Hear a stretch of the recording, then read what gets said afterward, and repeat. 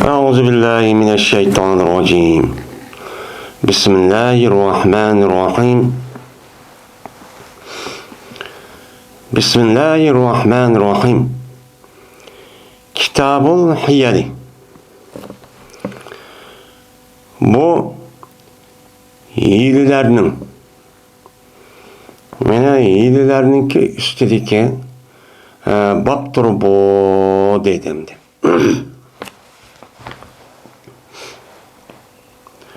Endi bu hileler diye vaqtida bu bizninki Uyg'ur tiliga arab tilidan kirgan bir gap. Bizim bunu nima deymiz, onu hile ishlatdi deymiz.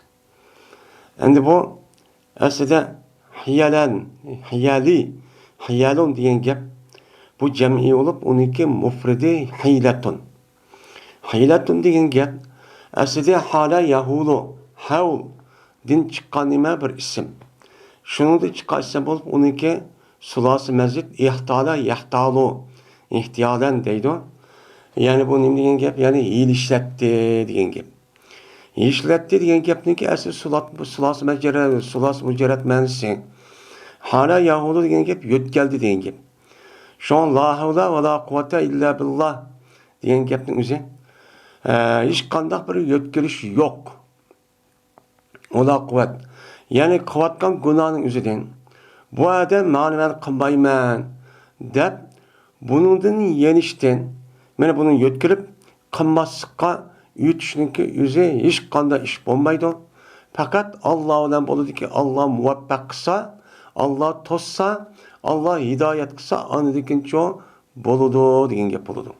Onda olankin bu ecvab nime o vavi. Ecvab vavi oğandaki bu fi'latun diye vaziyet düşken boğandikin onun kartandaki vanik üzü yağı kalıp kırıp hilatun onun cem'isi nime hiyalun dep nim kılıdı bunuğa atıldı. Endi yiliştiş diyen bu gap boğandikin bununki yilişletke vaqt üzüdü mü bir işinki nimizge bir işinki aç tüz kitbağa bolsa onunki körünüştü şu olup onundan mahbi o yüzden maksidi yetiş için o naskaraning yeni bir nas yötkazganligini o'zi nima deydi, onu shu bo'lganligi uchun shu buni nima deydi, uni hiyla deydi. Hiyla ishlatdi degan nima bo'ladi, gapcho bo'ladi. Endi hiylatiniki men shu bo'lsinmi? Yötkirish ma'nosi o'z ichiga olgan.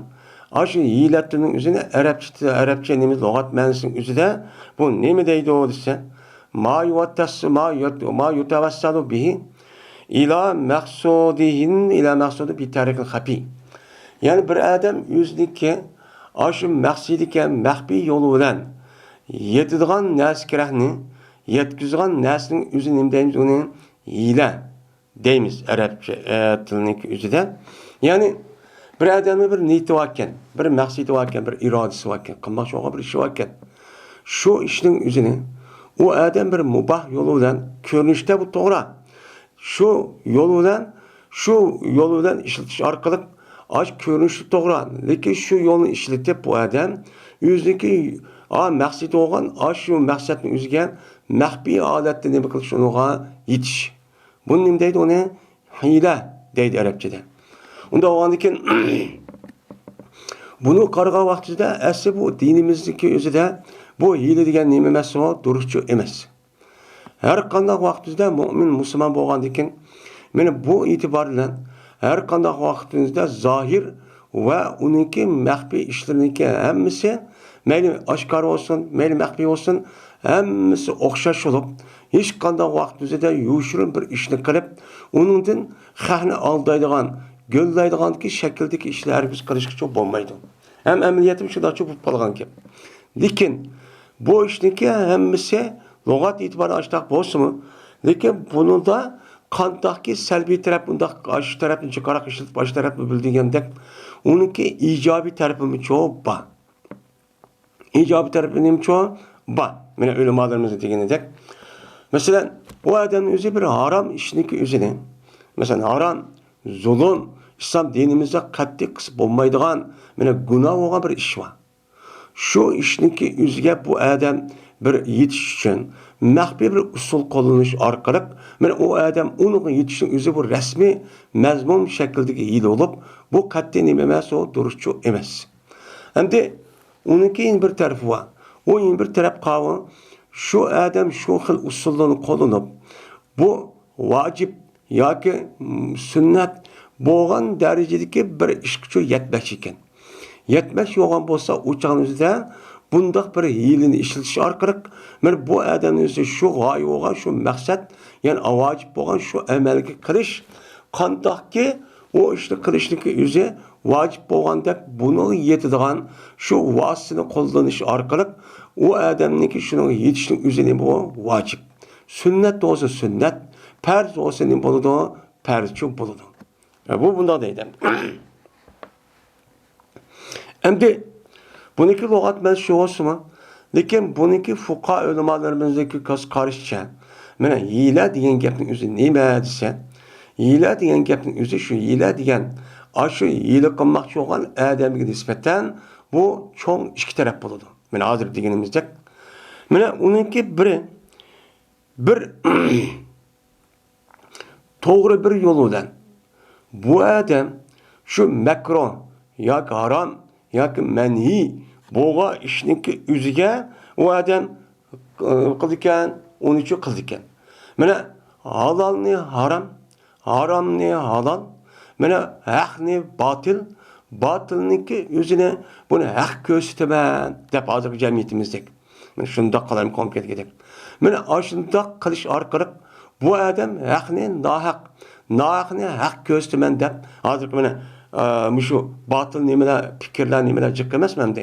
Shu masalan ozg'un fikrlarning o'zini Qur'oni Karimniki o'zini oyatni keltirish orqali o'ziniki razil, xato, botil bo'lgan e'tiqodini mana nima qilish orqali uni isbotlab boshla haq ko'rsataman deb Qur'ondan oyatcha akilish.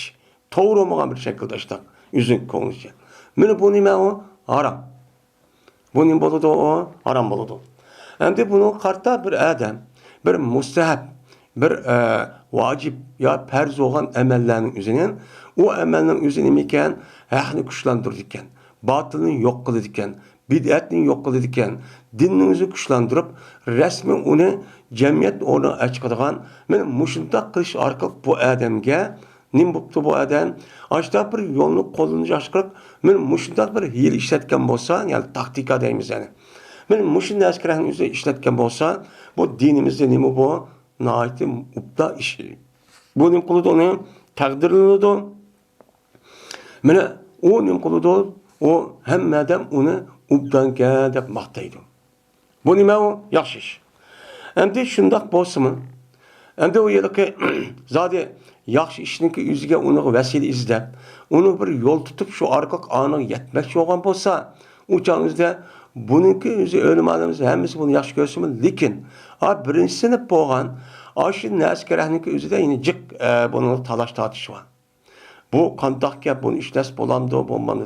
Asli islom dinimizdagi fuqaho o'limalarimizning ko'z qarashicha bir masalaninki o'ziniki, bir illatniki o'ziniki vücut çıkışta ya hükümünü bildirişte şu hadis ayetniki lafzisi asas mı ya ki onunki mens asas mı diye bu usul fikrinin nemsi var, kayısı var.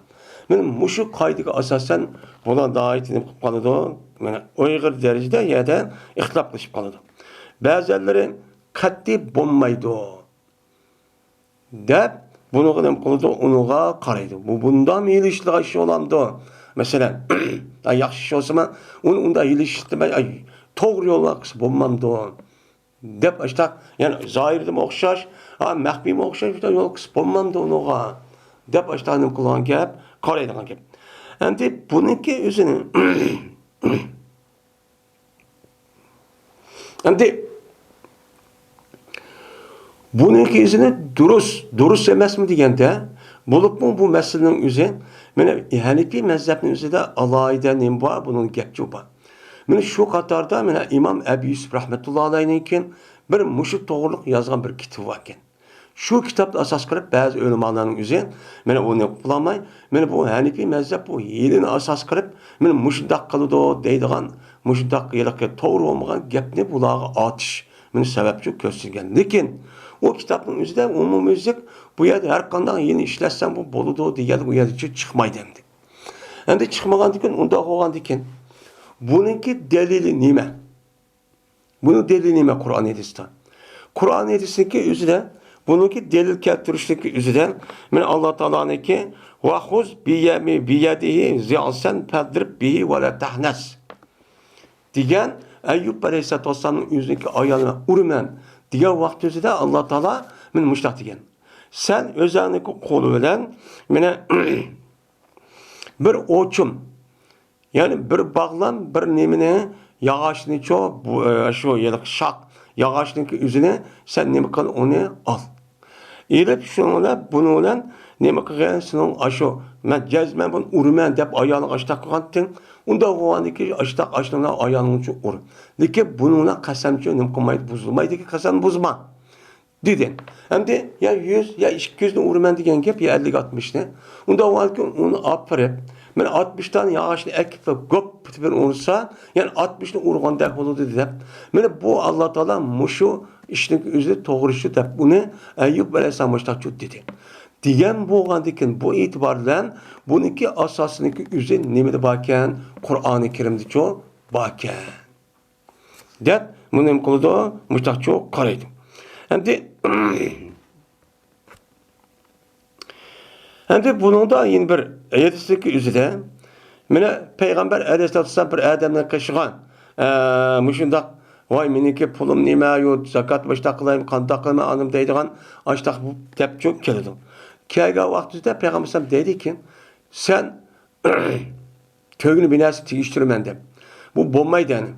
Bombagandaki bu itibarla Peygamber Aleyhisselam size tögenini dirhemini sattı. Şu dirhemini satıp andaki dirheminin üzerine cenin Onu nima cenin namılık bir nimini qomini al deb meni mushtaqchoq qiladi. Qilgandan buma bir yili degan bir shaklda bu yerda nima qilib qoladi, buni uchun o'qibchoq qoladi. Bu da nima qilib qoladi, o'qibchoq qoladi. Endi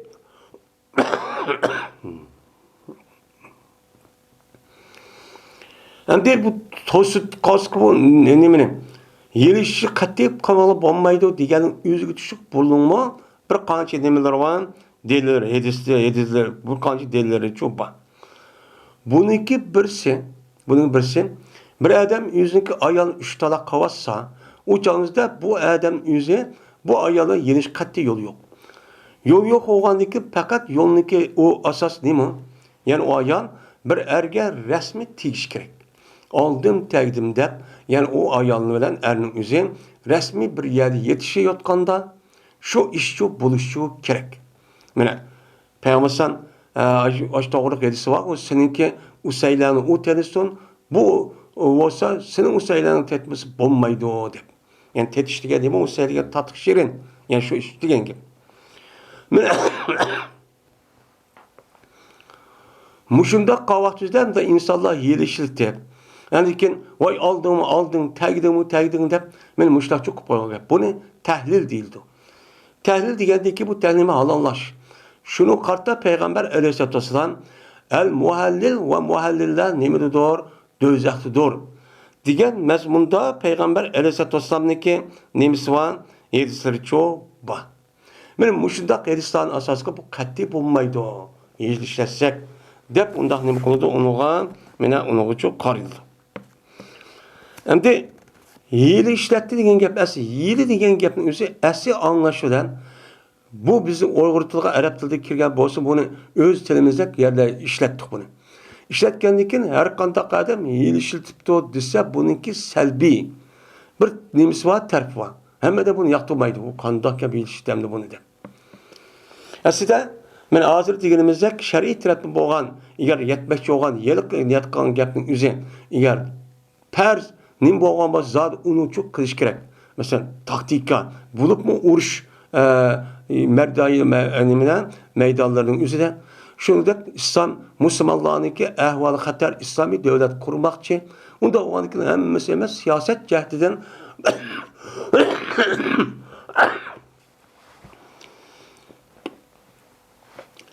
siyosiy jihatdan o'chal o'zida yoki diplomatik yoki olmaydi urush mushu jihatning o'zidan hozirgi dunyoning ahvoli shu bo'lgandan keyin mana bu e'tiborlar o'ziniki maqsadi bo'lgan mana xalqlarni rasmiy tarbiyalab bu yerda bir hokimiyat qurish maqsadida yo ozod qilish maqsadida bo'lgandan keyin shu orqali mana shu harom bo'lmagan narsa orqali andikin uni vasilani qo'llanib mana ashdaq qilma u durust.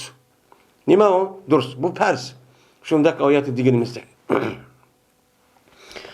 Endi o yilniki o'zimni qattiq qilsaqchi bo'lmaydi deb babning o'zi chiqib qolgandiki shu Imom Buxoriy bu yerda yeni bir babni qo'yib babun fi tarkil hiyali. Endi bu yerda yillarniki kitobi degan gap yil ishlasak bo'ladi ekan degan gap. Qanday bo'lsa yil ishlasak bo'ladi degan gap bo'ladi. Lekin mana hozir deganimizdek buning ikki tarafi bor. Ash qilmoqchi bo'lgan odamniki mana qiladigan ishi nima? U maqsadi nima ish? Halalmi, harommi? Mana botilmi, haqmi? To'g'rimi, xatomi? Men mushni qarashimiz kerak. Mushni qarash bo'lgandan keyin ana dekin agar shundoq bo'lsa durust, bo'lmasa o ishning o'zi nima ekan? Botil, xato, mana bid'at, harom, mushtabiy narsa ekan. O'chaldi bu nima bo'ldi? O durust emaschi bo'ldi. Bo'lgandan keyin ana shundoq bo'lsa-mu bu hiyla ishlatish deganki bu yer durust qoladi degan gap chiqib qoldi. Chiqib qolgandan keyin Imom Buxoriy bu yerda babun fi tarkil hiyali. Endi yilini ishlatishni bayon qilishniki babudir.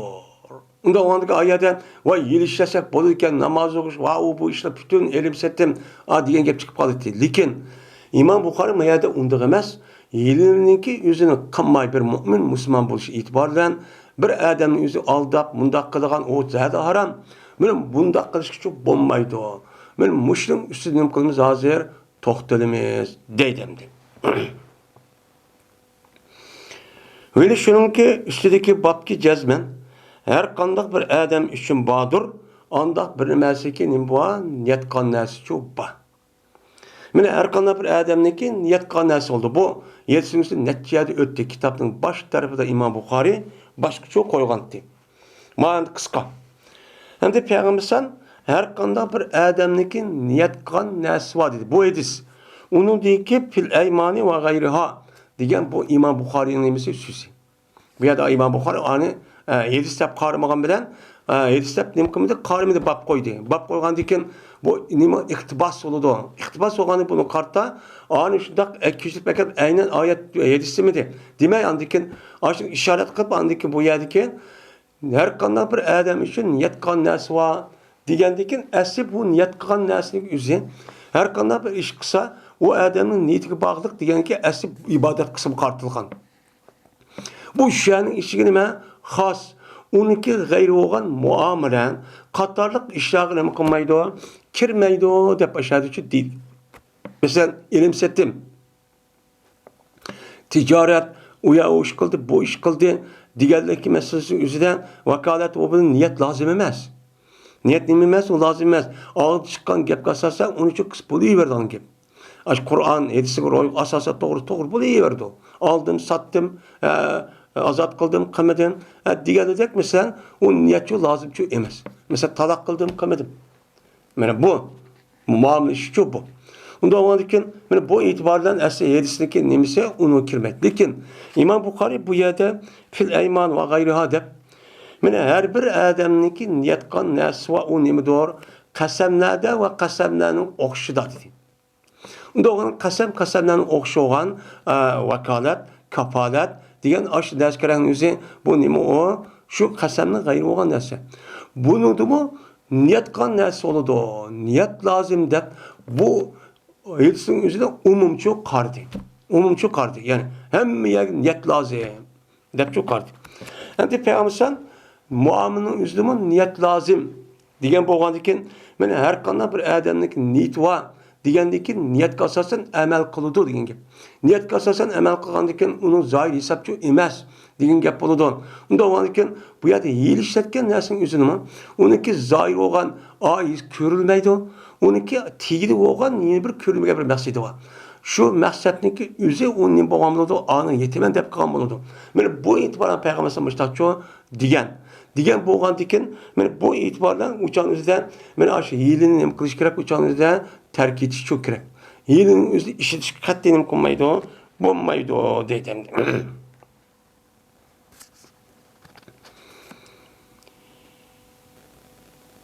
Dedi Ukbat ibn Vakkas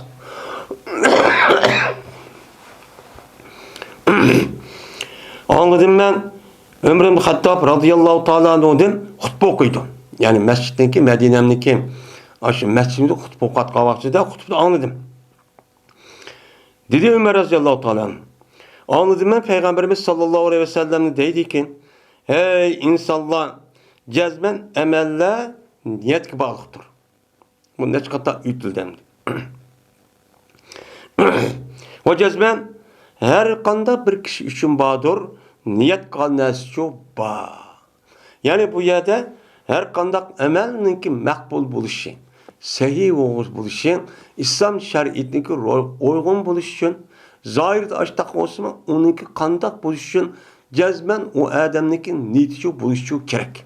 Mesela namazı kavvatı perzane, namazın kelimesi var, yani 6 tane perzi var, değil mi? 6 tane perzi var, iki taşkada. Şunun için niyet perz, zakattı mı şu, rozadı mı şu, hecdi mi şu, onun boşkan barlık emellerinin üzerindeki adetteki işinin ayrılışı için cezmen bu adam o işini kavvatıda niyet kılış gerek. Bunu Allah için kıldığım diş gerek. Anladığım bu emelin üzeri Allah'ın dergahı deme makbul olup Allah Teala bu emelin üzeri çok kabul çok kıldı. Bu bir nime kanun. Hem de her bir adamınki bir nimsi oldu, bir niyet oldu. Meyli Allah için düşsün ya başkasısın. Her kandak bir adam bir emelini bulurken cezmen o adamın yüzündeki konuda bir pütken bir işi var. Onun deyimiz ne? Niyet deyimiz. Bu insan bu iş itibaren bu işçi buldu. Ama insandan başka olan mahlukatlarda bu işçi yok. Yani Allah neymiş şu.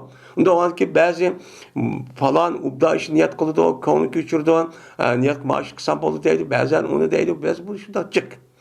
Cık olan ki bu itibarla ne boludan dikin ahırda. Hem de bir adam ki onunki hicreti Allah'ın Resulü olan bolsa, nitide. Hem de Peygamber'e vakıfta değişti. Ama bu yani Ummu Kays, muhacir Ummu Kays dediğim bir vaka yüz yürüttüken. Ummu Kays diye ayağındaki muhacirde hicret baş. Ummu Kays'ın da şu yani Ummu Kays'ın da Mekke'de Medine hicret baş. Kutunu alımen de hicret gittiken. Şu adı meşahede bayağı mesela falan yani yüzü çetlerge tegimen ya ki dakılmen de uçağı fakat çetlerde ya bir yerin üzerine tigi veriş, rahatlaniş ya konmaydı. O adamın üstü şöyle upta bir iş olurken ya ki jirahiyat işgal erkiyat yaşaymayan diğer tek oldu. Diğer ki bu adamın yakın şeyimiz dememiz şer'i taraftan bu muhacir çok emez. Hicret kıldı demem şu. Hem de şu cereyanda fakat mayada beni baskı işletti. Besim taraftan ben özellikle hiç kadar bir emel kılamam. Ağız yok. Emelini kuatımın, emelini üzerine ben kılamayatım ben muştak anı Kızlar keldim ağız. Yok, ağız üzülüp kaldı. Ağız yok.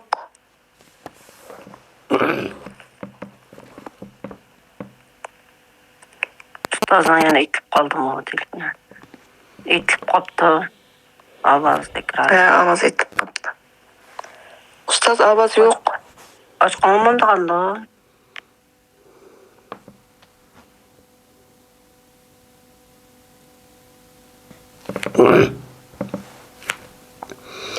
Onda o an iken kimninki hicretti?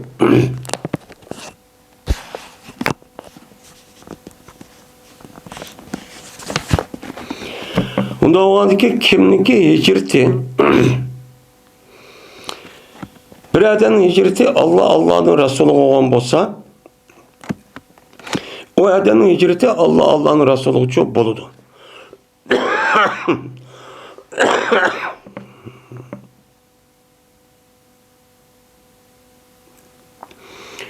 Allah'ın Resulü uchun bo'ladi deydi. Men Allah'ın Resulü nima qildi ekan? Bo'ladi ekan deydi endi. Va bir adamiki, o adamniki hicreti dunyoga yetdi. Men pul topaman. Mayada pul varken ubda yaşayman deb dunyoni deb mushundoq hijrat qilgan bo'lsa, yoki bir ayolni olaman, yani bir ayolni o adam nima qiladi oladi. Yani bir ayolni olmoqchi bo'lgan bo'lsa, shuni deb nima qilgan bo'lsa, u chog'ingizda bu odamniki hijrati hijrat qilgan narsaga bo'ladi.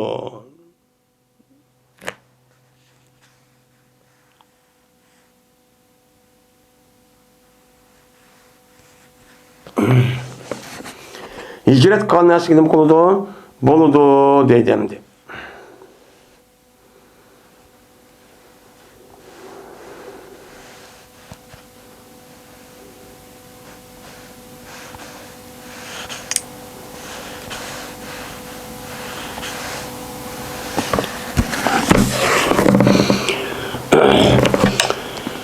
Mana o odamniki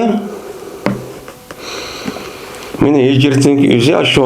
Nima hijrat qilgan bo'lsa, men xotin olaman yoki dunyo olaman deb men ashunda qilgan bo'lsa, u chog'ingizda bu odamning niyati meni shucho bo'ladi deb men payg'ambar alayhisolatu vasallam mushtaqchu dedi.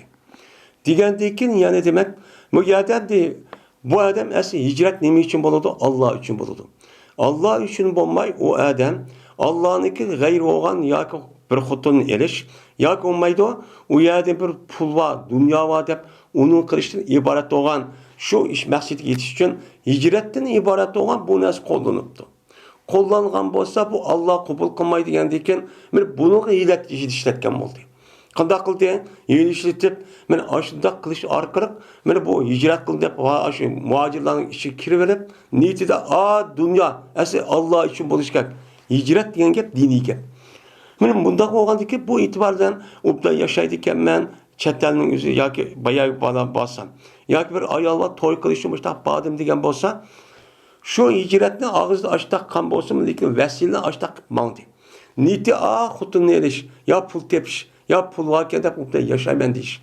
Unda vaqtda mushundaq yili qonunga o'zida payg'ambar uni Alloh qabul qilmaydiganligi, qabul qilmagandan keyin bundaq bir hijratniki islom dinimizda mu'tabar emasligini nima qildi bu yerda bildirdi. Men bu e'tibordan bundaq bir hiyla ishlatgan bo'lsa, payg'ambar buni Allohning rasuli uchun bo'lmaydi degandan keyin bu nima degan gap bo'ldi? Hijrat nima uchun bo'lish kerak? Allohning rasuli uchun bo'lish kerak.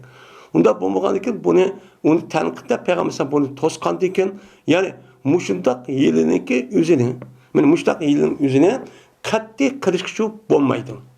Nima emas o? Maqbul emas. Shuningdek, hozirgi kunimizda mana mayli har qanday bir odam, jihad, olim, ulamo, yaxshi bir odamning o'zi qilayotgan ishniki o'zida bu hammasi Qur'on esiga nima uyg'un bir amal. Mesela namoz o'qiydi, undan keyin zakot beradi, haj qiladi, yaxshi gapni qiladi, voy, mushta yuz ko'zini yopadi, mana hijoblanadi.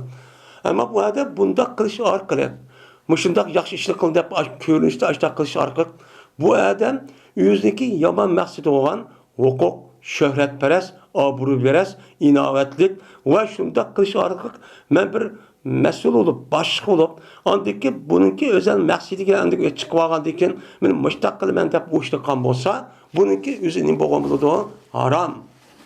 Shu bo'lgan bo'ladi. Nima harom? Bundaq ishni o'zi qat'iy nima emas o? Durustçu emas.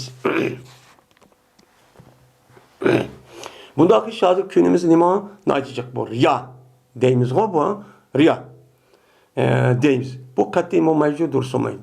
Shuningdek bir odam o'qibdi, bir odam o'rgatibdi, tabliq qilibdi, kitob yozibdi, so'zlabdi. Mana shunday qilish orqali bu odam o'zi bu asli diniy gap bo'lgandikin, diniy masala bo'lgandikin din bo'yicha asli bu odam Allah rizalıq üçün qilish kerak. Şuna Allah rizalıq üçün kerak. Amma undaq qilmay mushrik qilish orqali men xalqniki o'ttirsa inovat topaman. Men obro'li bo'laman, hammada menga deydi degan maqsadda yoki ularni men o'zimniki kayniga ergashtirib men buludu men kuch tapaman. Şundaq qilish orqali men o'zim bir jamoat to'plab, shundaq qilish orqali o'zimning inovat obro'yi bilan buni yetiman, huquqqa erishiman degan maqsadda bo'lgan bo'lsa, u chog'ning o'zida bu nima o harom. O Allah nima qilmaydi, undaq amalni qabul qilmaydi. Undaq amalni qabul qilmaydi. Mana payg'ambar hadisi degandek, mana mujohid, boy, olim odamni Allah mana qiyomat kunida qanday qilgan hadisi va sahih. Mana keltirib ularning har birisi so'raydi. So'rgan vaqtda nima deydi ular? O'zingma dunyodagi Allah bilmaydigandek, "Voy, men sildi deb qilgandim" deyishdi. Degandiki sen haqasın unda deb qilmading. Sen shu dunyoning o'zida men haq mandaq deb qolsin deb qilgandim, dunyoda hamma deb shuna deb bo'ldi. Tugidi o ish. Mekinlar deb perishtan bo'lish orqali do'zaxga nima qiladi? Akirdi. Degan nima? Mana hadis cho'pa. Mushliq asosan mana bizniki hozirgi qilayotgan mayli da'vo, yar har qanday bir ishimiz bo'lsin, shu ishdan niyatimiz nima? Mana niyati to'g'rimiga odamning o'zi bir mazgilga oshkor bo'ladi. Mana mushliq Allah o'zi asosan Allohniki rizolig'iniki o'zini Allah rizolik qildigan ish bor. Allah savob berdi. Undaqni qilmay, shunda g'ayri maqsad qilib qolgan bo'lsak, o'changizda ig'ir darajada mana gunoh. İslam dinimiz bunu yapıldığını tosudu. Babun pis salati. Bu namaz doğruluk kelgen nimidir bu? Bir babdır bu deydemdi. Yani namaz doğruluk kelgen nimidir o? Bir babdır. Yani namazga bir yil işletip, muş namazın içinde yil işletip, aşında bir kısa bolandı, bolmandı o namaz. O namaz bolandı, bolmandı. Ben muşun üstü kelime o bab deydi. Hem de babın fi salati degen, fi tuhulun hilati fi salat. Yani lissalat. Namazga yilininki, kirişininki kandak ikeldiğin üstü bab. Yani namaz bir adam öteymen dep, namaz okuş jaryanida şu niyet hemmesi to'g'ri şu bu ish qilmay, uni yelishib, mana qanday qilib bir ishni qilish orqali o namozning o'zini shu ashta tamomlabdi. Tamomlagan bo'lsa, o'chanizda bu namoz durust bo'lamdi, bo'lmadi. Bu nima emas o? Durustchu emas. Mana Peygamberimiz sallallohu aleyhi ve sellem men tövendeki hadisi de Ebu Hureyre'nin şuna deydi. Ebu Hureyre radıyallahu ta'ala rivayet kılınıdan. Bu kişi Peygamberimiz sallallahu aleyhi ve sellem rivayet kıldı dedi Peygamber. Allah Teala seninki birinin namazını kabul kılmaydı. Kaçaniki tersinde olan bolsa, yani tert yok olan bolsa adam, hatta ki teretçi ağa. De Peygamber aleyhissalatü vesselam benim müştakçı dedi. Şu an tert yok adamniki her kandak vakitniki üzerinde teretsiz namaz okusa nime emas o? Makbulçu emas. Nime emas? Makbul emas. O qat'iy o'qimagancha bo'ladi. Ham uni o'qib turib, tarixsiz, ashli tarixi yo'qtirib o'qigan bo'lsa, o'sha qasddan u odamning o'zi bu hukmning o'ziga nima uchun undaq o'qidi? Inkor qildimi yoki ko'zga ilmidimi yoki nima ish qildimi? O'shaningizda bu odam nima va bu odamning ahvoli xatar bo'lib, bu odamniki dindan chiqishi ehtimoli bor. Nimishqa İslam dinimizde her qandaq ochiq oshkor bir hukmni u odam ko'zga ilmaydi ekan. O'qib turib uning ziddini qildi ekan, uni xorlaydi ekan, töven ko'rdi ekan. Mana mushtaqan bo'lsa, har qandaq odamning o'zi dindan chiqadi. Nima? Ama buni mushtaq qilib qoldim deb o'zi mushtaq ya sal qarab bundaq qilib qolsa bir gap. O'sha ig'ir gunoh bo'ladi. Ammo buniga inkor qilsa zot nima gapdi o? Nima deb ashundaq tarafsiz o'qibdi. Mana u nim bo'pti deb. Yoki uni inkor qilibdi, yoki uni ko'zga ilmabdi. Mana nim bo'ldi tarafini jup qo'ysa nimshash bo'ladi ekan. Ammo shu bo'laverdi deb ashtaqan bo'lsa, o odam o'zi dindan chiqqan bo'ladi. Endi bu yerda endi İmam Buxoriyniki bu hadisi keltirishning o'zi bir odam tarafsiz namoz o'qisa, taraf ammag'ichilik bo'lmaydi dedi. Lekin namozning ichida yil ishlatish dedi. Degan nima degan gap? Bu gapning o'zida asli İmam Buxoriy boshqa odam qaratgan bo'lib, uni nima deydi o? Bizniki Hanifi mazhabning o'zida bir odam namoz o'qib, namoz o'qigandan keyin bu odam tarat qistab ketib, endi namozniki chiqqan vaqt o'zida mana namozning ichidagi cho'ng nima oltidan rukun. Uniki biri oxirida bir harakat bilan namoz uchun chiqish. Bir harakatdan ana shu attayat o'qib bo'lgandan keyin bir harakatdan namoz chiqish. Bu farz. Ammo assalomu alaykum va rahmatulloh deb ikki tarafga salom berib chiqishning o'zi nima deymiz uni vojibchu deymiz. Unda bo'lgandan keyin bir odamning o'zi İmam Buxoriy ko'z qarashimda bir odamning o'zi bu yerda namoz o'qibdi. O'qigandan keyin attayatini qadi oxirini o'qib bo'lgandan keyin turib bo'lgandan keyin attayatni o'qish shu miqdorda turishi farz. Unda bo'lgandan keyin attayat o'qish vojibdir. Shu miqdorda turib bu odam qanday tartibda turmay chiqibdi. Tarsinib ketibdi, yalchib ketibdi yoki isirib ishib ketibdi. Chiqatgan bo'lsa bizniki Hanifiy mazhabda bu odamniki namozniki o'zi nima deymiz o durust deymiz. Chunki u odam vojib amalni qilmagan bo'lsa-mu, shu salom berishni, u odam bir qiliqdan iborat bo'lgan namozniki shu tabiatiga zid bo'lgan bir ishni qilish orqali namozga chiqsa bo'ladi. Unda namoz chiqib ya o'zimizda harakat qilib, gap qilib namoz chiqatdi degan gap. Ammo salom berishning o'zi vojib. Vojibchi bo'ladi. Bu vojib tark etib qolsa, agar bu odam o'chanizda saysa bilan adoq topadi. Endi mushtaq bo'lgandiki, bir odam ashtaq bo'lgandiki, bu e'tibordan nima deydi? Bu odamning o'zi taratsiz ashunda tarat chiqayotgan bo'lsa, bu odamning o'zi namoz uchun tamom. Endi namoz tugadi deydi. Qayta o'qishning hojati yo'q deb mushtaqni qiladi, qaraydi. Endi qarashning o'zida payg'ambar alayhisolamning yana boshqa yerda degan rivoyat qilgan sahihdasi bor. Mana mushu his qasasan İmam mazhab va Hanifiy mazhabdagilar buni asoschi qiladi. Qandiki bu nima u to'g'ri.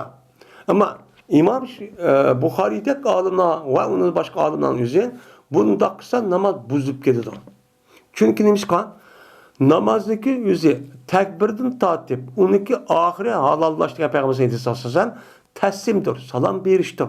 Bu odam salom bermay, u odamning o'zi u yerda tarat chiqarayotgandan keyin salom berish oralig'ida bu odamning o'zi namozning ichida ashta xato bir ishni paydo qildi. Endi bu xato ish qilgandan namoz boshqa o'qimasaqchi bo'lmaydi deydi. Agar buni bo'ladi deb qolsak deydi İmam Buxoriy namozning o'ziga hiyla ishlatgan bo'lamiz. Bu durust emas. Payg'ambar sollallohu alayhi vasallam nima degan? Tarat ommag'ijik namozingiz durust emas dedi. Unda o'g'andiki bu odamniki tarat olmagandan keyin u odam o'qigan namozi salom berishni olib qo'ygan bu ishning o'zi u namoz buzadi. Buzgandiki qayta o'qish kerak, maqbul emas kerak, maqbul emas deb mushtacho qaraydi. Shu İmam Buxoriy mayisi keltirishga sababchi men mushuncha iborat. Babun fi zakati va la yufarriqa bayna mujtama'in ve la yucma'u beyne muteferrikin haşyete sadakati dedi.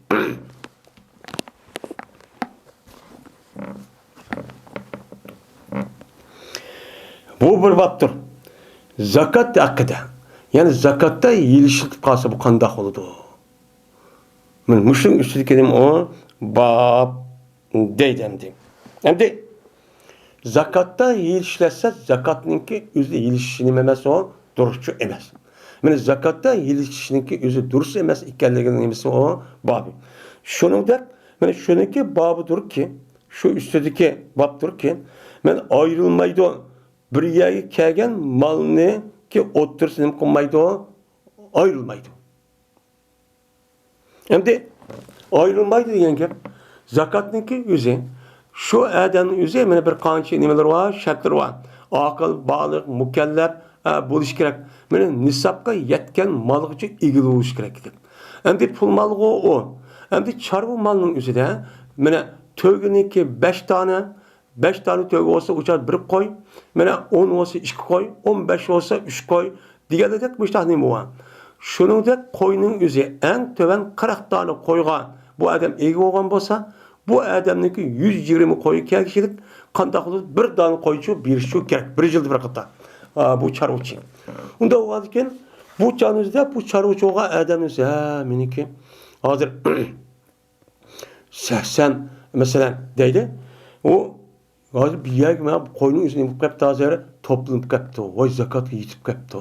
Unda o an ki bu malın üzerine ya işki ortakken de uçağınızda açtak kan bolsa derhal ya onu ne kadar setvetip de ya bir iş kıvetip de kıvat kan bolsa uçağınız demiş kan sadakatın vermeyme.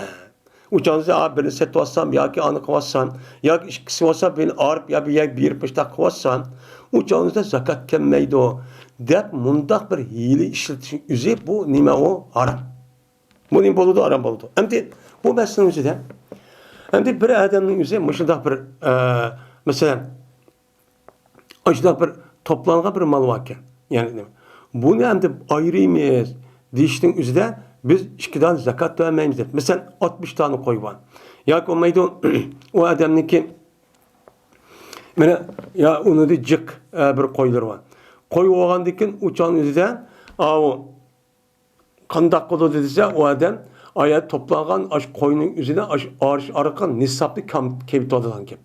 Kemit atkan diken uçağın üzerinde bu adamınki zakatçı birilmey, bilmeydi o malının. Benim muşdak kılıç arkan yedişin üzerine imemez, doğrusu emez.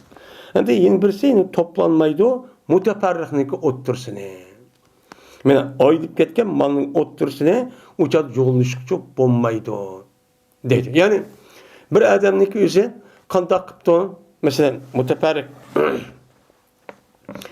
o muteferrikten muteferrikniki oturuş yollanmaydı.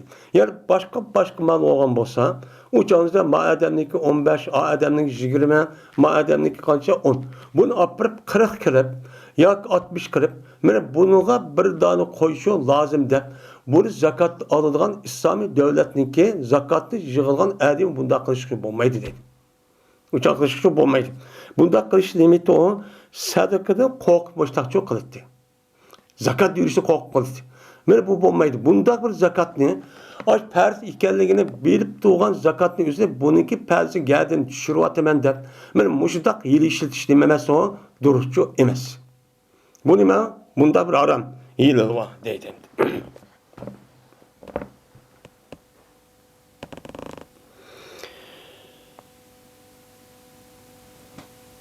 Dedi bu benim atam değilim. Ensari.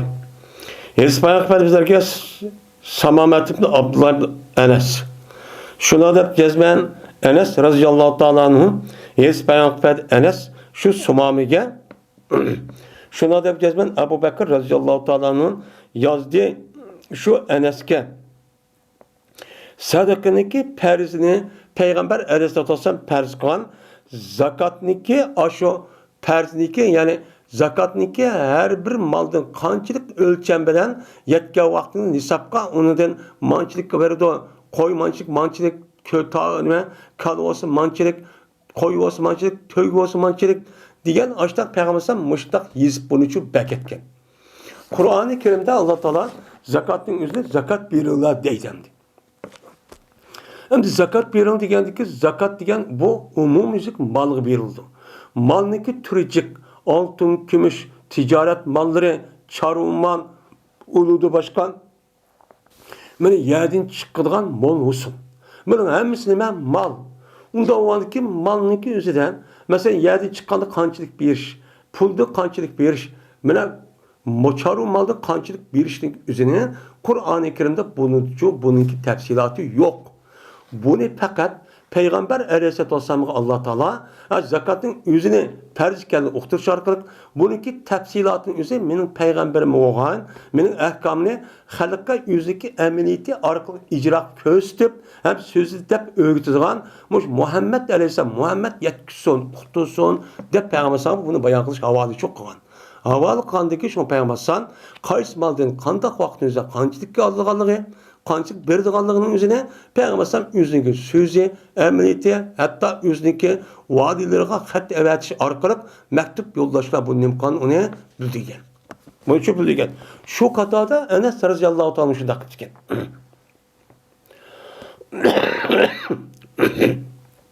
Değil mi? Ebu Bekir radıyallahu ta'ala Enes'le bir yer vadi kıtken Ebu Bekir radıyallahu ta'ala Peygamber Aleyhisselam zakatniki farzniki qancha berdiganligi uniki o'lchamlarini yezib maktubga yo'llabdi ekan. Nima deb? Wala yujma'u bayna mutafarriqin wala yufarraqu bayna mujma'in xashiyati sadaqati deb. Yani çarı malda sen bunu al. Mancık 5 tövbe yetse onu bir koy alırsan, onu yetse mancık alırsan 15 manda 27 onu dikin mancık yetken vaktizde 1 yıllık tövbeni alırsan 2 yıllık, 3 yıllık, 4 yıllık alırsan da hemeninki nisabı şu var. Şunu da kalınınki 40 olan çağda bir. Nime 30'ga. Mene koyununki 41, nime 40 gelgen vaktizde 120 içik birini alırsan. Demişler nime kılıklık onu yazıpçı evet dedik. Evet bu andikin bu yerden Ebu Bekir Rezallahu Teala dedi ki Peygamber şuna diyen dep mene muteferrik mallarının ottursu cuğlanmaydı. Cuğlanmay mesela bir adamniki açtan meli olan bolsa onun aksiya inisniki ya ki şirk bir adamla olan bolsa bu adamniki kançiken uçan üzeren bu adamniki üzerinin mallarının üzerine mene muteferrik olamazsa ayrım işte bakkan boyu ne kalmaz işkan hemen ekilip maya ekirip bunu ne kadar bunu nisap yetkizip seneki 20'si varken manın 10'u varken manın 10'u varken onda 47 onda ekile işkanı muş 40 yetkizip bunu alımız değilmeydi. Bunların kumaydı demek. Çünkü İslam dinimizdeki ahkamı her bir adamge kançılık yetken olsa şu bir adamın müstakil ada kılış kılımı buyurulgan. Öyle ayrılmaydı o mujtemaniki otursunu. Mujtemanın otursundaki o da ayırıp zakatını vermeymen dep aşağı yerdeki bir yer toplayıp gittik. Esi 50 koy. 50 koy o andaki onu apırtla uçanı büyülüp ya ki o adam bir vatan mandak sınıf tuttusu dep zakat bir az kağa vakti. Vakti jil toşay depti. Evet ögün toşudiken şu vakti üzerinde bunda kırışın üzerine o duruşçu emez. Bu nime dursa zakatı vermeymen de korkup müştahını kılışı emez. Dursa dep Ebu Bekir radıyallahu ta'ala peygamberimiz müştah degendi. Dep Enes radıyallahu ta'ala ona müştah hatını mektubu yollap depti.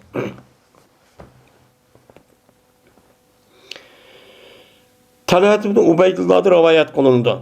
Cezmen bir Arabi bir adam, saralık Arap Peygamberimiz sallallahu aleyhi ve sellem kaşı geldiyken 5'i çubuk. Bunda taraf, bunda kılmaydı. Saralık kılışına olur diye. Joynopun taraf çırayı da kılmaydı. Sahil diyen gel, Çeçenin yüzü bek çubuk. Benim muşurda bir adamın yüzü Peygamberimiz kaşı geldi. Ki bu adam dedi ki, Ya Resulullah, haber versem bana, nimini perz kıldı Allah Teala bana namazdın. Nimini perz kıldı. Dedi. Şu vaktimizde esas sahabeden hemisi perzge gibi bilip oldu iken. Bunda perz emelleri. Bunda olan iken bunun nimini perz kıldı. Disine degenik Peygamber dedi. Es-salavatul hams. Senin geldiğini gel ben perz kılıçta 5 vakit namazını nimi kıldı? Perz kıldı. 5 namaz ne? 5 namaz nimi gel? 5 namazını 5 vakitte okuysuz. Dedi Peygamber. Lakin şu ki sen tatavu kıysan o tatavu kıysan bir nerse namazın içinde bir nerse. Perzin başka tatavu perz olmayan namazın başka bir namaz okuyman desen o canınızda o mesela onunki üzerinden 5 emez onu okumsan 10 kıtım namazını işkide ya töttün ya ki 15-20'ni okumsan özlerindeki istitaatı kartta onu kança okusan çok boludu. Bu ruhsat. Lakin onundan başka perz namazı üzeri bir geç gündüzde 5 vaktin üzerinde 5 kıtım vaktin üzerinde 5 kıtım okumasan çok bulmaydı o. Allah senin geldiğini gel bunu nim kıldı perz kıldı dedi. Diyendeyken o adam yine dedi. Bana Allah Teala bana Ramazan'da nemini perz kıldı muşu dep bersele dedi. Diyendeki dedi Peygamber san şehr-i Ramazan. Ramazan ayda bir ay roz tutuştu senin geldiğine perz kıldı. Lakin şu ki sen netle tutkaysan bir şeyini, bir şeyin netle kaysan tatavu. Perzin başka amelin hepsi tatavu deydi. Onun içinde sünnet, vacip, musab olan namazı var. Mesela namazın nimisi şu. Merhaba, niminin üzümü şu, rozunun üzümü.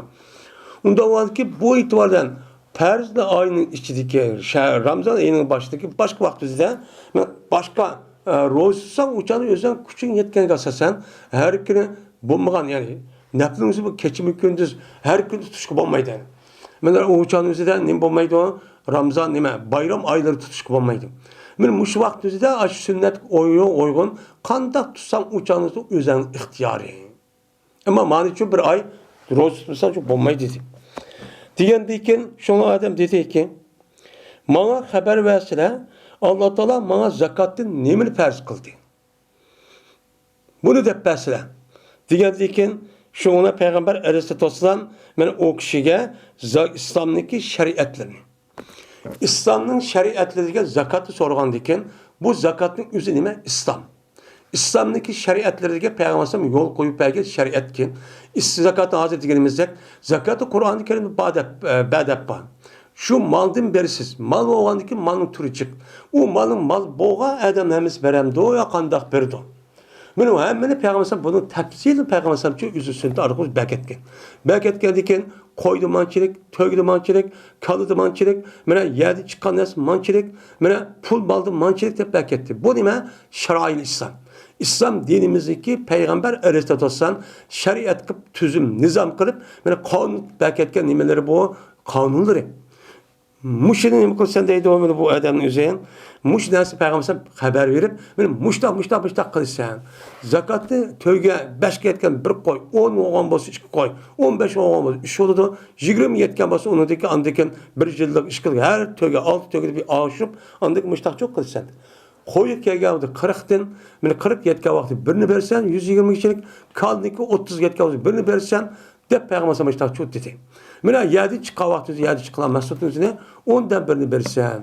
De bu İslam şeriatini yani İslam'ın zakatınki İslam dinimizki men miktarını onun nemisi ölçemini her bir mal kançılık beraber Peygamber o adam için depledi. Tepegende bu adam dedi. Vallazi ekremeke la tetava şey'en ve la enkusu mimma feradallahu aleyye şey'en deptu. O adam dedi ki seni Allah Teala uluğluğan Allah'ına kasem ki men tatavvuk kılmayım hiç kana bir nesini. Öyle hiç kana bir tatavvuk kılmayım başka ravayet ziyade kılmayım. Allah Teala muş 5 nesi bana ne yaptı ben onu her gün ben o 6 vakit namaz ve onu kemitmen ki 3 vakit namaz ya 4 vakit namaz 2 vakit azık yılki nemelenki bid'at azgullah'ın gibi kasasen 3 vakit 2 vakit deydiğin neme var. Ben bunda bir işte her gün çok kılmayım. Melek kemitmayman anda bilemiz Allah Teala bana neme kıldı onu bir şeyini farz kıldı. Farz kılan nesin üstü ben her gün kemitip uşkırt ben şu betem digen boyunca okuyayım. Dedi. Digendeki dedi Peygamber eblaha in sadaka. Men bu adam resmi bəxtlik oldu eğer rastçıl olan olsa. Bəxtlik onu cennet kirip gitti deyin gibi. Ya ki kirdi o adam cennet kirdi eğer rastı aşk gibi rastı olan olsa. De Peygamber Aleyhisselam müştakçı dedi. Yani demek cennetki kirişinin bir nemisi mene İslam dinimiz beketken Peygamber Aleyhisselam mene üz sünneti beketken aş diyen muş ners gerek emel kılışken. O nime Peygamber'in beketken nersi 5 vakit namaz. 5 vakit namazın üzeri mene Kur'an-ı Kerim'de namazındaki gibi okunan netice adı var. Nacicik. Şunun içinde andaki namazdaki vakti muayyen peşin anda bulmuşsun. Lakin şu her bir namazını okturduğun muayyen mesela bamdat, peşin, esir, namazşem, hutben diğerlerinin okturduğun bir ayetler çok var. İşrak, idibar deydiğin gibi. Ben muşu ayet asasen her bir 5 vakit namazının ki kaç vakti okuduğun üzerine bu şu Kur'an şu beksilgen. Bunu andikin aştaq oğanlık Peygamber bunu bayan kılışta andikin 5 katım yine 5 bir keç günde 5 katım okuysiz okuyandaki şu Kur'an-ı Kerim'deki ayetini okunu şu tepnemi kıldı öğretti. Onda o andikin namazın kendimiz şu. O adam dedi ki bunu da kam ya uşukçu kılmayma. Kam uşuk pas kandak oldu. Dursun maydan.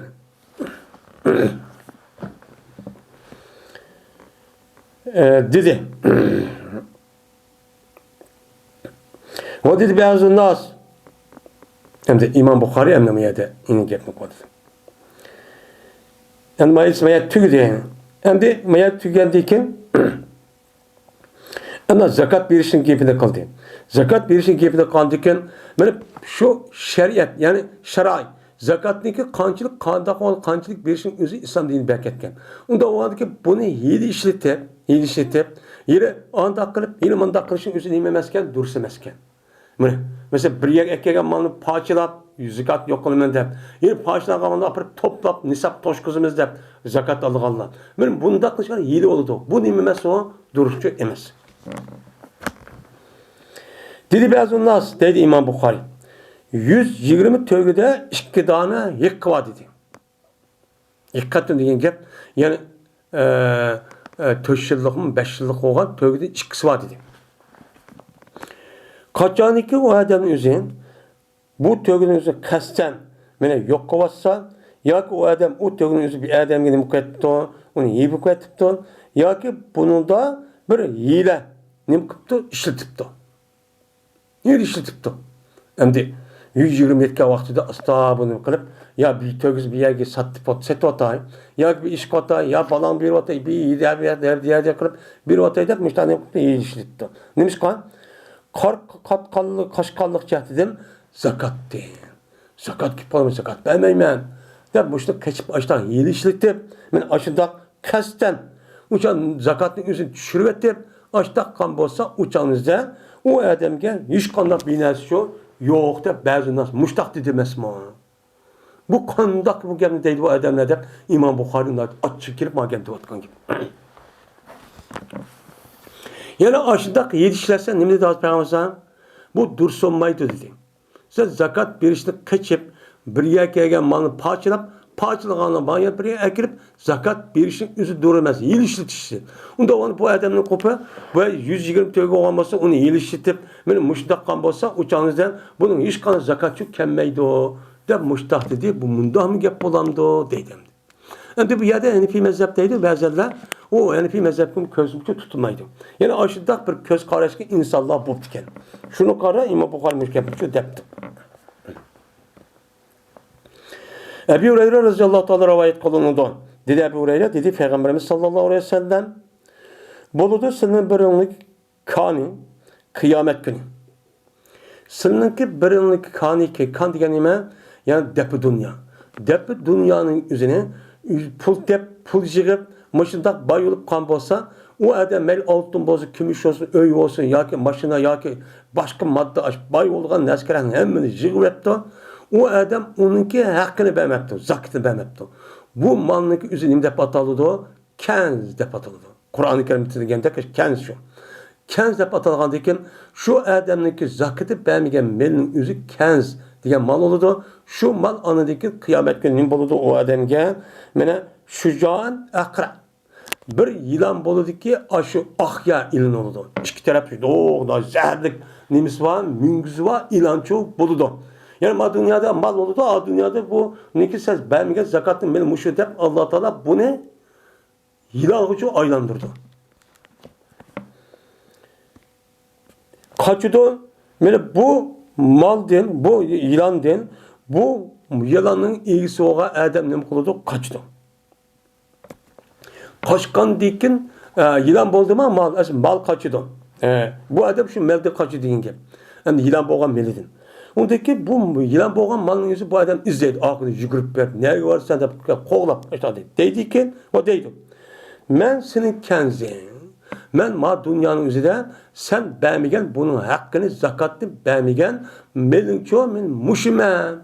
Ne varsa senin melin tutsam kaçımın taşlap ne yaparsan da kendisi yapmandım.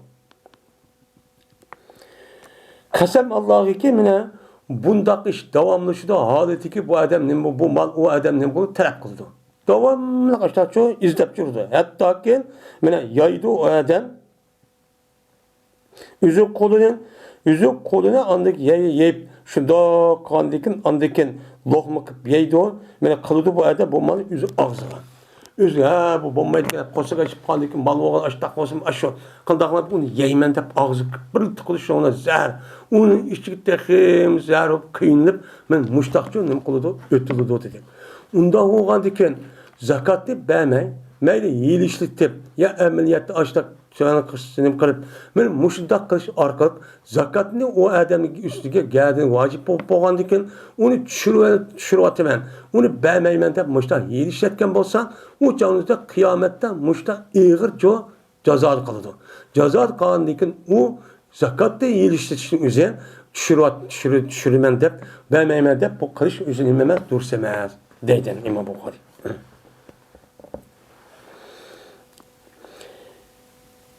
O dedi Peygamberimiz sallallahu aleyhi ve sellem. Hem de yine ne kılıp? Kaçaniki izamadiga madiga ziyade. Kaçaniki bir naamniki ilgisi. Naam degan nima? Naam degan hem de töge. Töge malniki ilgisi oğa adam. Kaçaniki bermese o adam o malniki hakkını şu bermepti. O malniki işide gayri miskinlerin nimesi var. 8 orundaki kişilerin hakkı var. Ben nima hakkı var? Şu hak kiptiken onu. Onu nima kıtmaptı, bermepti. Bermey, şununla ötakan olsa, musallat kalıdı bu malniki üzerine, o adamı kıyamet günü koyduğu tişlep çok kıldığı. Tişlep çok koyduğun gibi. Tişlep koyduğun gibi, takbituhu vecehu bi ehbabiha. Yani bu töge malının üzeri, yani o adamın yüzünü nem kıldığı, hep yüzündeki putu bilen. Yüzünü hıpap, yani yüzündeki aş putu bilen. Aş adamın yüzü onun için yüzü tipip, yani muştah nem kıldığın gibi, onun için kıldığın gibi. Yani düşürdü deyin gibi. Yüzü o adamın düşürdü, ne bilen tipip, yüzünü putu bilen tipip, yüzünü düşürdüğün gibi. Deydi. Muşundaq boludu deb Peygamberimiz takdir dedi. Anda oğandiken bu zakatniki özü perz bo'lgandikan onun yedisinden bir işte korkup yedi işitip kalsa muştaq akıbet kelgandikan bundan yedişilmesken duruşçu emesken deydimdi. O dedi bazı nas bir adamınki hakkıdaki o adam için bir tögü var. Tögü var bir adam hakkı şuna dedikken şuna korktu o adam şoki vacip bo'lg'ay unuga sadaka. Sadaka vacip bo'lishni qo'rqibdi. Qo'rqib hamda qanday qilibdi? Shuna bu adam o malning o'zini bir to'yga yuqorqi malga o'xshash yoki to'yga setibdi. Shu to'yga o'xshashga masalan ya kichik balasi var yoki nimasi var mushtaq qilish orqali o sonning o'zi kamaytibdi. Mana o cho'nglikdan. Yoki bir balga setib etibdi. Yani qanday qilibdi to'yning o'zi, bu to'yga nam. To'yning o'zi aşya kala aş tegadigan bunu setib apiriblar, qo'y almashtirib etibdi. Yoki to'yning o'zi kala almashtirib etibdi, azroq qiliblar. Yoki bir kalga yoki bir dirhamga mushtaq qotgan bo'lsan, sadaqadan qo'rqib, mana biyovmin. Mana mushundaq ashtaq qo'yibdi bir kunda. Yani bir gün kalaydigan odam taqqan bo'lsa, yelishitib, o'chanizda bu adam zakat degan narsa kelmaydi debdi. Bir gün qolgan vaqtingizda, yani zakat yani vaqt muayyan-ku, shu bir gün qolgan vaqtda mushundaq qilibdi, ya shu to'ygisi ya mening o'zi boshqa tegishtirib, chunki qo'y kalıniki o'zini to'ygingiz hamma yig'ib qilmaymiz. Kalıniki muayyan soni var, to'yginiki muayyan nisab o'lcham bor, qo'yni mushundaq. Bunda ayrım nisaba şunu kelgan vaqtimizda andiki bunu zakatını veramiz. Bunu apırıp 10 manada 5 tögen, manadın ya 3 tögen, manadın 10 tögen, manadın nima 10 kala, manadın 20 koyulup bu koyniki yitip kalıp joğlaşıp olmaydı. Hemisi ayrım. Bunda o ki bu adam apırıp zakatı korkup muştaqqan bolsa uçağınızda qanday qilib bir qog'oda to'shilgan vaqtinki. Bunu verdi o. Zakatı kelmaydi o debdi ba'zi odamlar. Mushunam gap bo'lam deydi.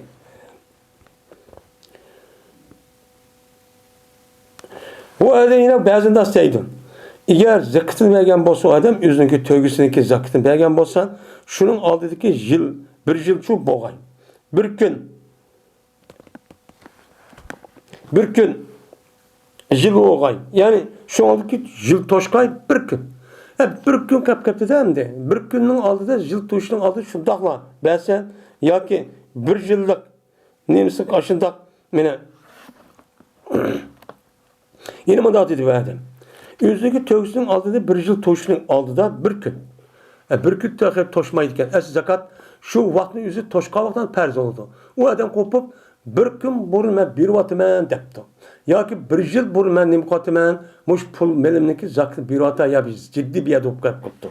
Bu kalan olsa bu adam dedi ki ben bu zakatın yüzü o adam dürüst. Zakat belgen buludu dedi.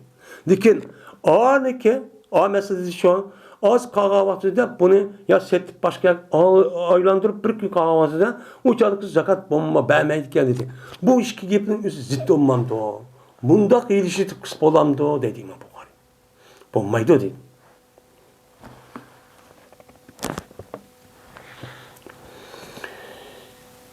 Yine İbn Abbas radıyallahu ta'ala rivayet kılındı. Şuna da yapacağız mı? İbn Abbas dedi. Yine Fetva sordu Sa'd ibn Ubadetul Ensari Peygamberimiz sallallahu aleyhi ve sellem'den bir nezirdeki yüzdeki apsının üstüdeki idi. Bir apsi hem de aşı ölüştüm burun o ayı selamet vaktinde nezir kıptı. Yani ben bir tögülü azap kurbanlık kılmen ya onu bunda kılmen de. Kılan deyken şunun vefat edip gitipti bu apsi şunun aldıdaki onu ne kılay onu men şunun aldıdaki o ayal o nezimiz adakay. Ada kılıştı burun bu ayal ölüp gitipti. Ölüp ketken bu kandak kıldı ya Resulullah depti. Digendeki dedi Peygamber'san ikdihi enha. Sen onu sen adakay. Sen kim o? Senin apan. Apan yüzü kılmakçı olan diken yani o balının yüzü atanız vapa kılış diyen gep diyen boyunu vapa kıl diyen gep yani yüzü kılmakçı olan ya yerim kep kalgan nemiz yakşı oldu diyen işini kılış vapa oldu. Bundan çok kılış sen de. Hem de muşdakçı dedi dedim. Digendekin yani demek hem de anıga işi yelişiltip hem apanın üzeri ölgenin ilişkin alınmış takkan tem ölgendeki kısa apan bilgendeki o kamsak oldu. Bunda dep hem yelişlerken oldu ya diğer peygamber bunu undak yelişti bunu kısa bombaysa kılsan aşine dep başladı anda o andikin zakatın üzüdü mü? Aşında bu boğandikin aşta bir yeliştip aşta zakat ölçem yetip boğamak sözde mene yeliştip onu aşı mesela kılmen dep undak kısa bir gün kap kalmak sözde bu dur sonmaydı demek şimdi. Diğerdeki yeni bir azı nasıl bunda dedi. Kaçağındaki tögünün yüzü 20'ge yetse onun üstüne 4 tane koyucu var. Ölçep şu. Eğer iyi bir kıvatsa bu adam şu 4 tane tögüsünün üzerine yani şu tögünün üzerine yılınki aldı da. Yıl tuştan aldı mı kattı o? Her yakar. Bir aya işgal kaptiken bir adam hem müzik gibi bir vetipti. Ya ki onu bir adam set vetipti. Neymiş kan? Kaşkallık cihetiden ve yedişletkenlik cihetiden zakatı düşürüşünü. Bunun niyetide anıga bir vetiş ya setveşte ben zakatı vermeyim.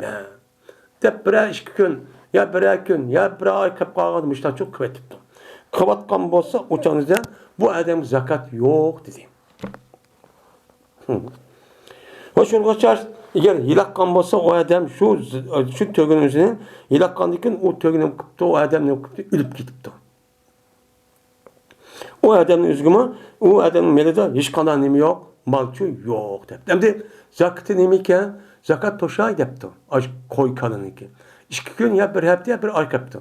Kalgandaki kanda olup bu adam derhal bunu ben yok totay dep iş kıp yoktu bir öldürüp müştah yap. Men müştah kan bolsa onu deki o adam ölüp ketken bolsa o adamın geldiğine gel zakatçı bir iş. Kemmeydi o.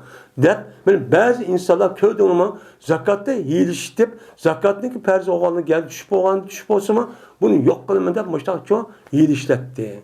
Bu duruşçu bombayı bu kandak ya. Dep İmam Bukhari müştahçı deydendi.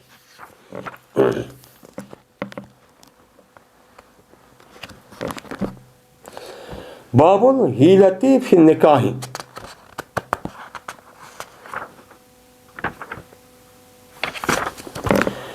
Men bu hiyla işletishiniki mana hukmini bayon qilishniki bobidir nikohda.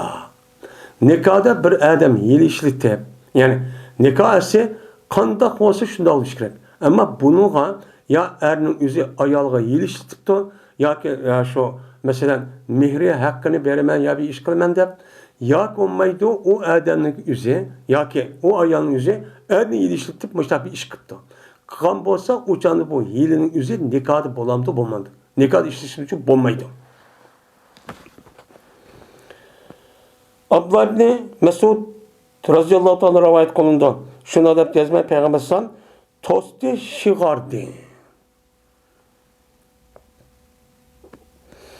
Degandagi dedim men napigan. Shig'ar degan nima? Deb ayol Ubaydulloh Anabi'ni so'rabdi. Shig'ar degan nima bu? Shig'arni to'sti degandiki shig'ar degan nima debdi. O'chamizda bu ilaka jariyat davridagi so'z o'g'andiki ishlatayotgan musulmon bo'lgandikin islom dunyosi bu kirgan bu bilmaydi endi. Bilmagandikin dedi u napi. Berdi bir odam mana nikoh qildi bir odamning qizini bir odam qizichi oldi. Olgandikin va oldi. Men berdi shu odamga men o'zining qizini meni sadaqasiz cho berdi. Ya'ni bir odam yeni bir odamning qizini qandaqlagan gap oladigan gap. U odamning qizini bu odamga oladigan gap ikkisimizning o'tirish nima? Mana mehri yo'q deb. Ya'ni qizga tegishligan gap. Mehrsiz. Bu nima deydi uni? Shig'ar cho deydi.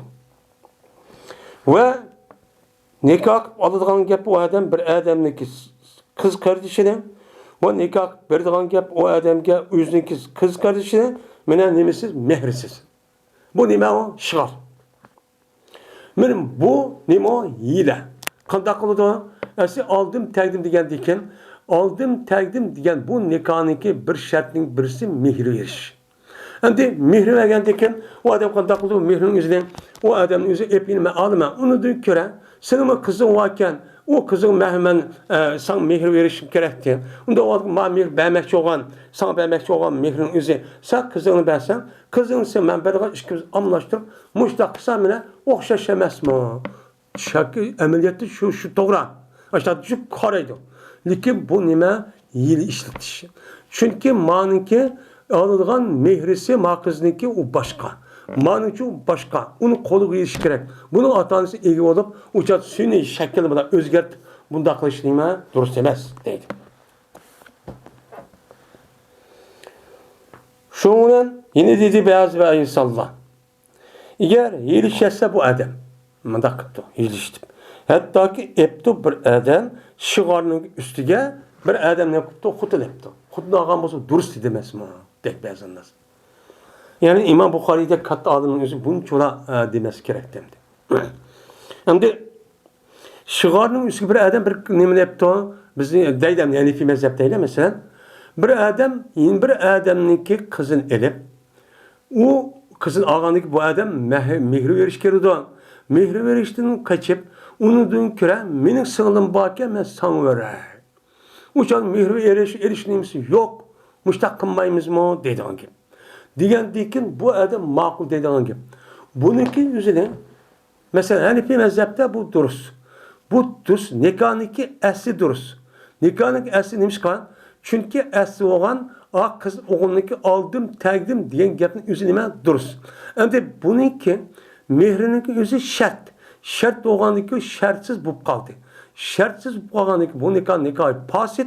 Endi bu durus ama nima tarafdan bu buzuqni o'ngshash uchun şu ikkili qizniki o'ziniki onasi tarafdan bo'lgan qiz tuqqanlarniki chiroy, yosh, yashayotgan shahar rayonlarining o'zida qanday bir qizning o'zi uniga mehri elib ashta tekkan bo'lsa buniki mehrisini men ma'niga berdi onadikin u ma'niga berdi o'ziga demisga buningla bu nikoh durust bo'ladi deb qaraydi.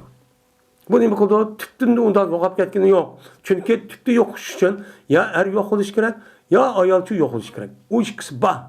Ammo uningki sirtida bo'lgan, mana guvohlik berish, shuningdek mehri degan uning sirtidagi shart.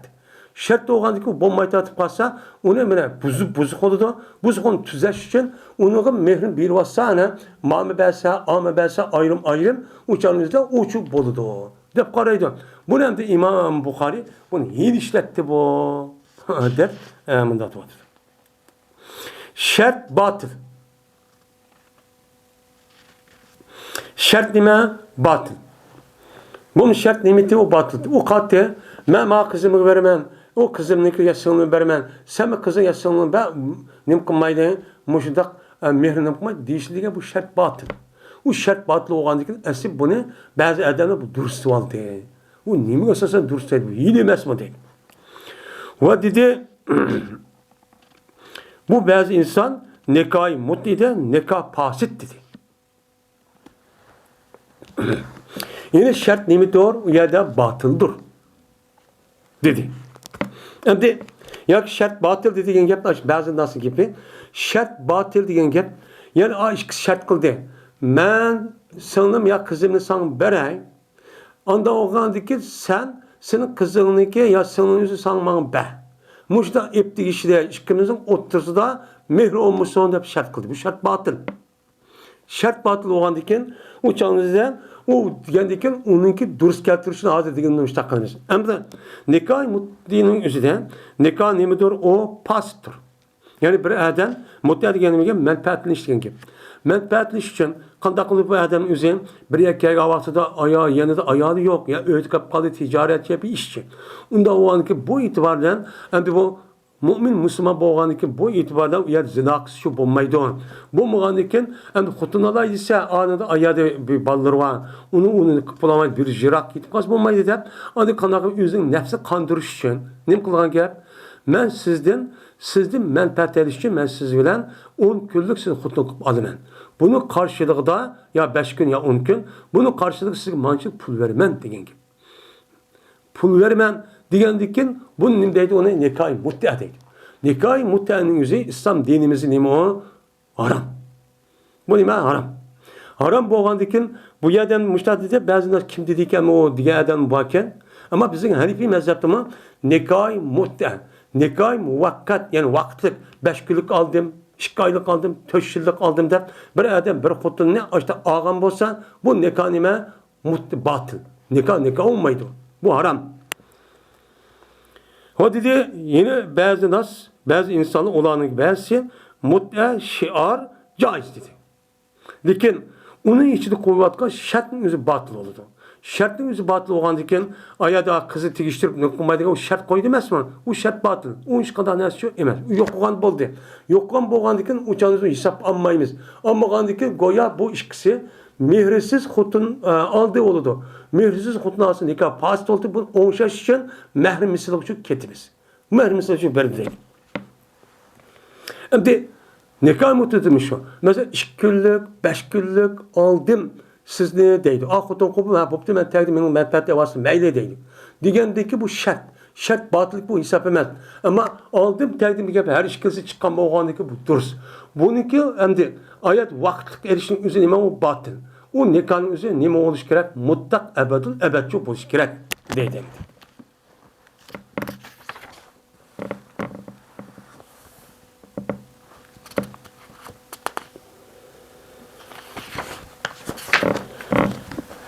Bu bir baptır. Bilmesin babıdır ki mekruh kılındı o nesli o nimeti yedi işletişten idi ilim setimlada. İlim setimlanın üzerinde yedi katli nime verse o mekruh. Onu kılış katli nime dürüst emez. Benim muşluk üstündeki nime bak. Öyle tusulmaydı. Uşuk sonucu tuzuşuk bulmaydı. Yani bir adam seferde ya uya bir yerde kalkan olsa uçağında bu adamniki işçidiğen hem terett alıngan diğer mühim işlerden işip kalkan bir su varken şu sunu apırıp ya o başka bir adamlığa ben dişin hakkı yok. Çünkü su umumunun mülki. Eğer iş ihtiyacı olsaydı bulmaydı. Ya bulmaydı o adam ne iken çarvuç iken. Çarvuçurup üzündeki çarvuçu melindeki üzü bir yer suyunu işip de kuduk bir askerahındaki üzünü. Böyle işkendiyken uçağın o su işip kaptı. İşip kalan hemen tusu var hemen. Tabi işip kalan suyunu kışkış bulmaydı. Neymiş kan? Ta şu ki tusuluğa şu uşuk soğudan uşuk nemine uşaq yerlikə 10 yaşlı. 10 yaşlınki özünün muşu tosuman deyip o sonu toslasaqçı olmaydı. Sen hem bunun gözüde mamanı bakkandaki manı eşip kalsan olmaydı şununla birlikte sen bunu vermeyendeki bu yerdeki eşip kalan nima yaylaqın için onu vermeyme. Sen mani versen mani vermem, mani vermezsen mani vermeymen deyip ben muştakkısı dememez ve iyilişi deyip muştakkısı dursun emez deydimdi. Ebu Hureyre radıyallahu ta'ala rivayet kılındı. Kela degen 30 yaş. 30 yaşın uşuğu deydi. Ta şu ki tusulgay şu tusuşunan uşuq 30 yaşın ki tusulgay. Tusulgay onda o sen ma uşuq sonu beğenmegendikin apırıp Mehmet çoğu adam ne deydi o? Mehmet benim melimde iş bağı mayak yaylağımını beğenmeyme dedi. Bunda iş kılışı olmaydı deydi. Ebu Hureyre radıyallahu ta'ala rivayet kılındı. Şuna da gezme Peygamber sallallahu aleyhi ve sellem dedi. Tusulmaydı iş bağın sonu şikayet bir adamı bir işte tusulmaydı. Bulup mu yaylaq nesildeki çarıçalar kartılın gibi. Bunun kumayı tusulmaydı. Neymiş kan? Şu soğudan o beğenmegenlik işinden ben iş bağın melidin bekişten iş bağın yaylaq ot yapma. Bunu tosuşun onun kumayımız onu tosmayma. Ndaqlı şu usulü men mi beğenmeymen dep akıdın adamın koşusu men mi beğenmeymen otunu deydiğen bunda bir işçi bulup bunun cihetiden ya olmaydı sen ma ot yaptın sen melimi beğenmeyendin melinde iş bağın onda o makutuk men o ben nim qatqandık hazır bu iş bağıma sonu qudum sün beğenmeymen dep onda tuzkuşu bulmaydı dedi goya hila işin tıkmanı var.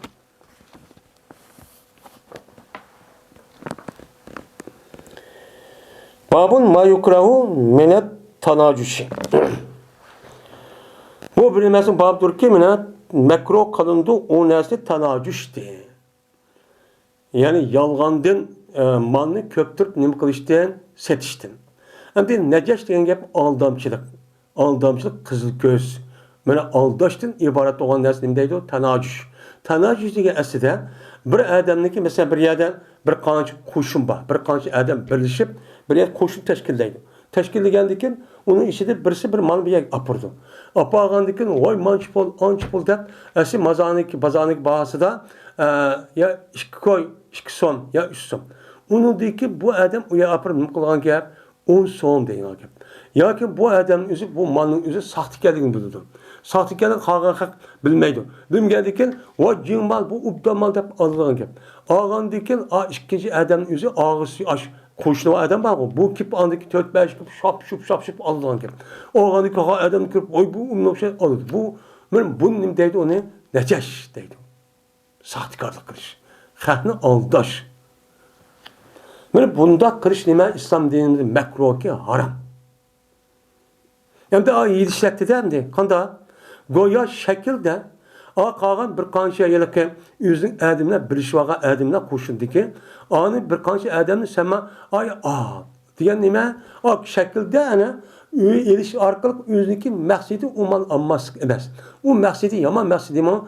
Yaman malını hak setiş arkalık bu yerdeki yüzük paydeliş. Pulucu kirgizeliş. Bu nime o haram deydi.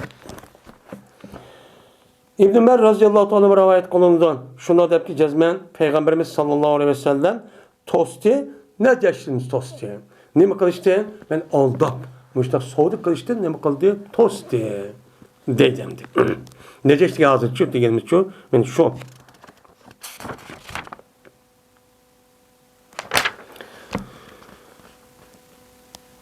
Babu mayunha minal hidai fil buyuy. Bu bilinmesin babiki tosuludu o nesini aldaştın beylerde. Beylerde birbirisi aldap müştak kılış İslam dinimizi nimo ilim settin meselesinde ticarette haram. Bu nime haram. Mesela yukarıda Peygamber Sallallahu ayetini keltiriş arka neceş haram dedi. Yani hazır kadar işte bağlı o yılki mesela bulup internet ya elimiz kısak qarapasa malınızı qandaq qarab bir minçədə bir nəsə yazıdı. Oy ubdan malkən, yaxşı məkən mən məmnun qaldım deyib açda bir nəsə görürüz. Onundan başqa yine şu bazarda da açda buludu. Bunda qılış haram. Onda bombağa vaxt dedim ama onda adam qoşun qılmay. Aşındaq işte aldap yalğan malınki üzünü ras saxta malın özünü rast. Onunki başka adamniki, başka yaniki markasını erkegen aş malını çaplap, yani özemniki ya Türkiye bir yaniki ubdaman çaplap kılışı arka her kandak yalgancılık kılışı özü İslam dinimizde o haram. Yani muşundak ayetiz turulğun hem ayetimi var. Muşundak turulğun bunu hem adam okudu. Okup durup Müslümanın ahlakı muşta dereceli mutluluk konular bozuk çok kitik. Dide yok. Yuhadi'un Allah kema yuhadi'unehu ademiyen. Lev ata'ul emre ayanen kâne ehvene aleyyedim. Aldamçılık hem de fakat ilim setimde emez. Onun başka barlık iştadı var. Onun başka şu dinni aldap şu din kıyafet kirveliş arkalık xalqni aldap kıldığı iş çok var. Bu mu iğir derece deme o günah onu İslam dinimiz kat dinim kan onu toskan. Men nimde Eyyubul Secistani degan daha katta bir adamken şu adam şunu yaptı. Ola Allah'ın nima qildi? Gölleydi. Bazı insanlar. Qanday Allah'ını gölleyip o Allah'ını gölleydi ki Allah'ını gölleyip Allah'ın dinini hata qildigan yani qilmagan qilib shunda qilish orqali o'ziniki niyatida unda bir narsa yo'q. Muşunda qilish orqali qani o'zing nayt olim qiyofat taqvo men mushtaq odamlarni qiyofatiga kirib berib o'sha namoz o'qib ketgan bir ish yaxshilik qilib ketgan. Mushunda qilish orqali bular Allohni nima qildi? Aldaydi. Men mush aldab andiki mushuna xalqni qandaki ular bir adamini aldığandek Allah'ın şuna aldaydı. Qanday qildi? İmanın muhtezası hamma narsa Allah Taala ko'rib turdi, bilib turib, uqib turdi degandan buni asosan bu odam ham shunday qilish kerak. Lekin u odam Allah ko'rib turdi, ba mavjud, hisob oladi deb turgan bu odam yolg'on ishni, saxtkorlik ishni, aldamchilik ishni va so'maydigan ishni qiladi. Bu qanday nima degan bo'ladi? İnsonga loyiq bo'lgan bir muhodiani ya da nime aldaşın üstüne Allah mı kullandığı gibi. Bunu müştak çok kılıdı. Hem de deydi eğer kesler ular bir işqa yani üzü kılmak çoğun işinin üzünü keltiyse uçuk keltigen bolsa uçan ne bolutu bu uçuk keltiriş ehvene aleyye. Mağna asan bolutu. Deydi. Digini neyim degen gep? Digini manda deydi.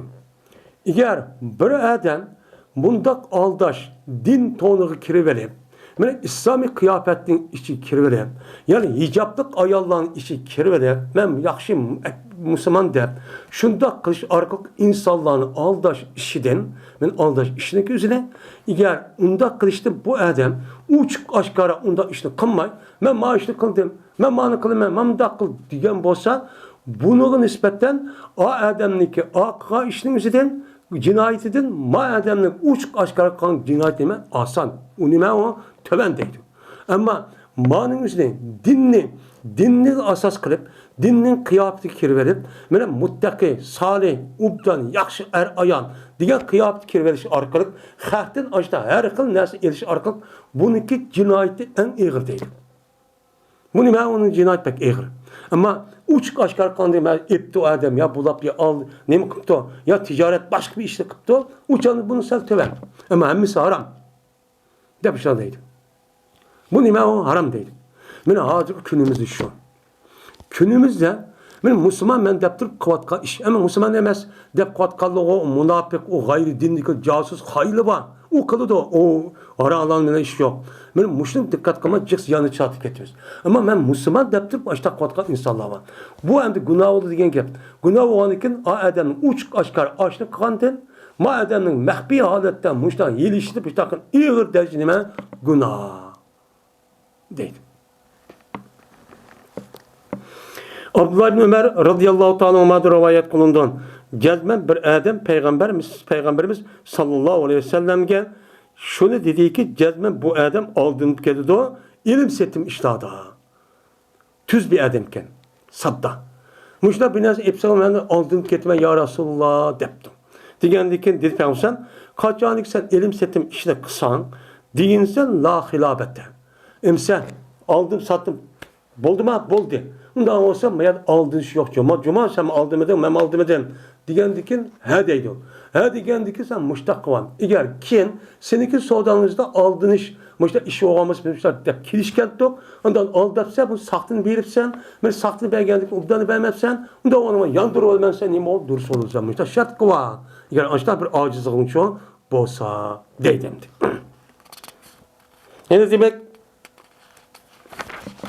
benim muşundak neme kılış, aldamçılık kılışının üzü İslam dinimizde ağır dereceleme o günah.